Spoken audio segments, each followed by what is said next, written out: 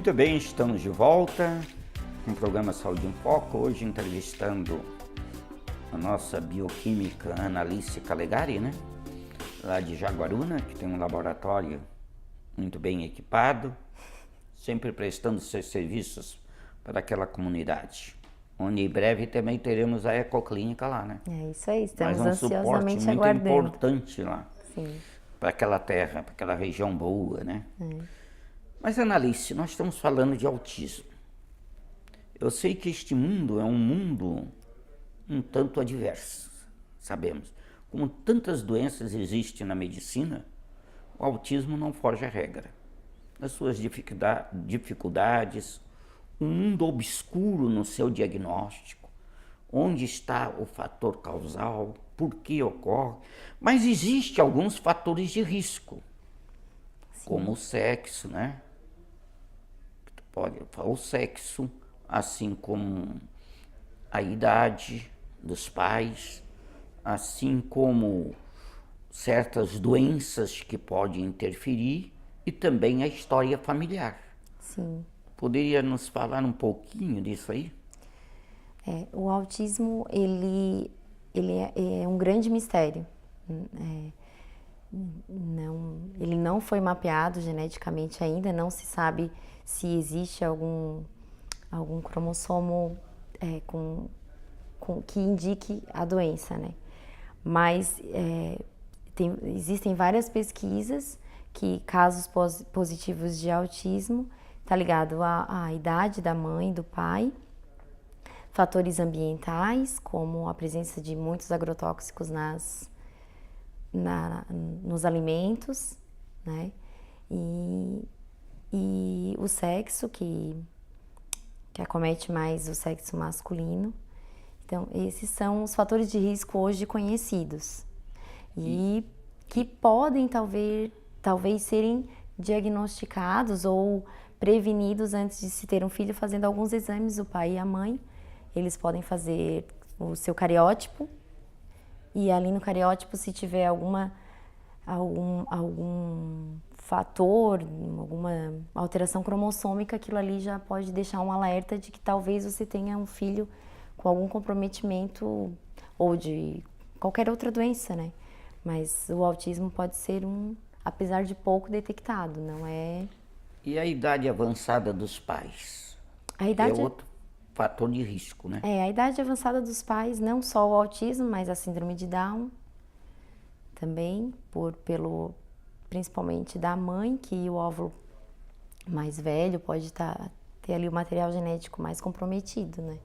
Então isso pode ser que seja uma causa muito forte para o autismo, para uma criança vir com autismo.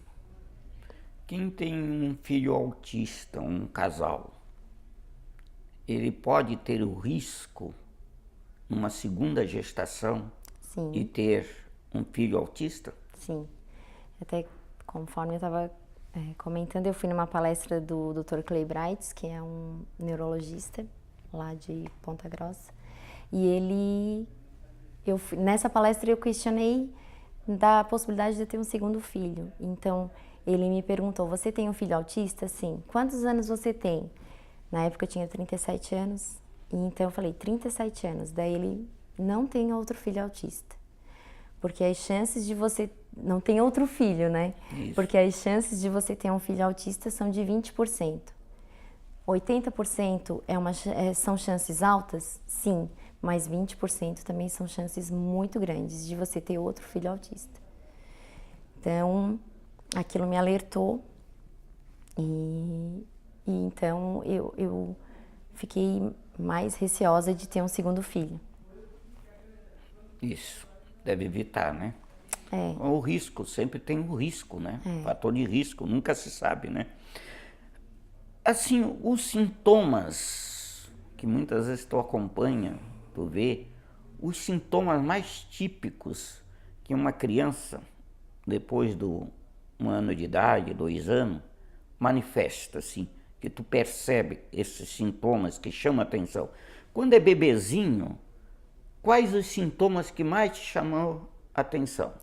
Uma das causas assim que depois eu fui amadurecendo. De 5, 6 meses, 7 meses. Que eu fui lembrando, assim, que eu fui amadurecendo e relembrando, né? Como que foi o desenvolvimento do João até os 2 anos.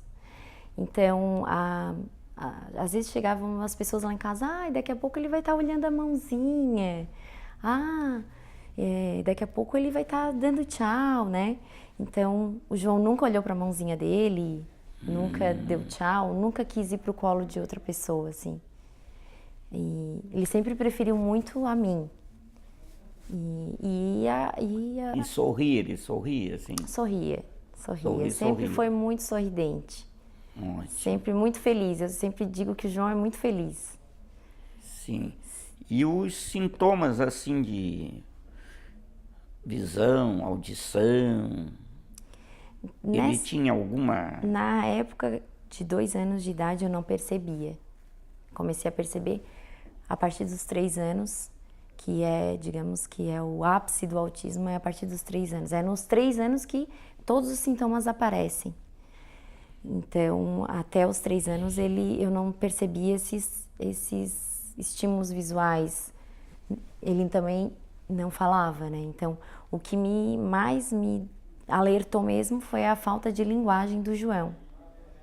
Que com 1 ano e meio, que qualquer criança, a maioria das crianças falam com 1 ano e meio, o João não balbuciava. Ele não falava mamã, mamãe. Hoje ele fala mamã, papá. Né? Então, hoje ele balbucia. Hoje, com 4 anos, é que ele balbucia. Então, aí, as pessoas têm que ficar atentas a sentir isso. Quando a linguagem não vem, quando a criança evita estar em lugares cheios, quando a criança começa com birras que você não entende. Mas por quê? Ele estava bem agora, o que aconteceu? As birras inesperadas também são outro sintoma. Fica muito agitado? Sim, E agressivo pode ficar? São crianças que preferem muito rotinas. Qualquer coisa que saia da rotina, eles já se agitam, desorganizam. São crianças que têm que serem avisadas. Eles não têm o simbólico. Tipo, eu vou dizer assim pro senhor, doutor Mário, eu vou ali no estúdio e já volto. Vou falar com o moço e já volto. Não, ele não tem esse simbólico. Ele não sabe esperar porque ele não entende. Então eu tenho que... O João, a gente acompanha ele com o método TEACH, que é o método que utiliza-se de gravuras. A mamãe vai trabalhar.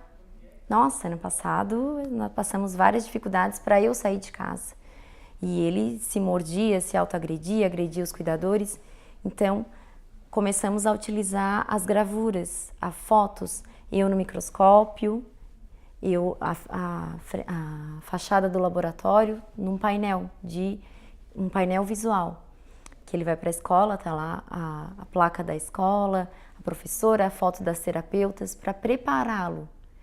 Porque eles são muito ansiosos também. E essa ansiedade gera um grande desconforto neles, que é bem doloroso de ver, assim. Que eles sentem e a gente fica muito triste de eles se agredirem, deles agredirem os cuidadores. E a gente vê que é um transtorno mesmo, assim, é uma coisa perturbadora. Por isso vocês têm que fazer essa ligação, né? Com esse trabalho que é realizado, né? É muito importante, né? Mostrando, né? Tu vê quanto que é importante o trabalho que é desenvolvido na terapia do Antônio, né? Caso contrário, as dificuldades seriam enormes. Sim. Difícil até de conviver, muitas vezes, né? É importante a gente fazer várias leituras, porque são muitas terapias que existem hoje. Mas na internet você tem acesso a elas. Você tem vários livros que esclarecem, mães e pais de autistas que relatam as experiências. Então ali, e você tem um embasamento onde você, meu filho tem esse comportamento, eu vou agir então dessa maneira para tentar ajudá-lo. Então hoje, digamos que nós temos várias válvulas de escape que ajudam o João e nos ajudam também. Né? Pois é, Analice, então eu estou notando que tu está dando uma experiência, uma vivência muito pessoal dessa situação. Para aqueles que têm filhos autistas, saber que, na realidade, a compreensão e o entendimento é fundamental. Porque senão não consegue conviver. Sim. Ou viver a criança só dopada. E a criança que os pais compreendem a linguagem não verbal deles, não verbal. A criança é mais feliz. Mais feliz. Mais feliz.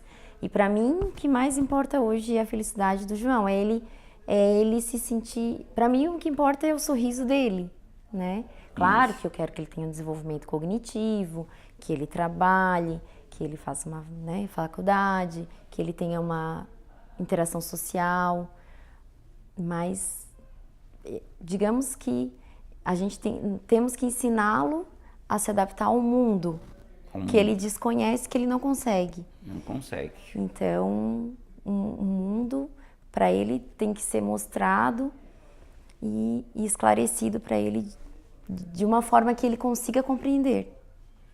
Perfeitamente. Nós vamos fazer um breve intervalo e já retornamos já com o último bloco sobre esse assunto tão interessante que é o mundo do autista. Volte já.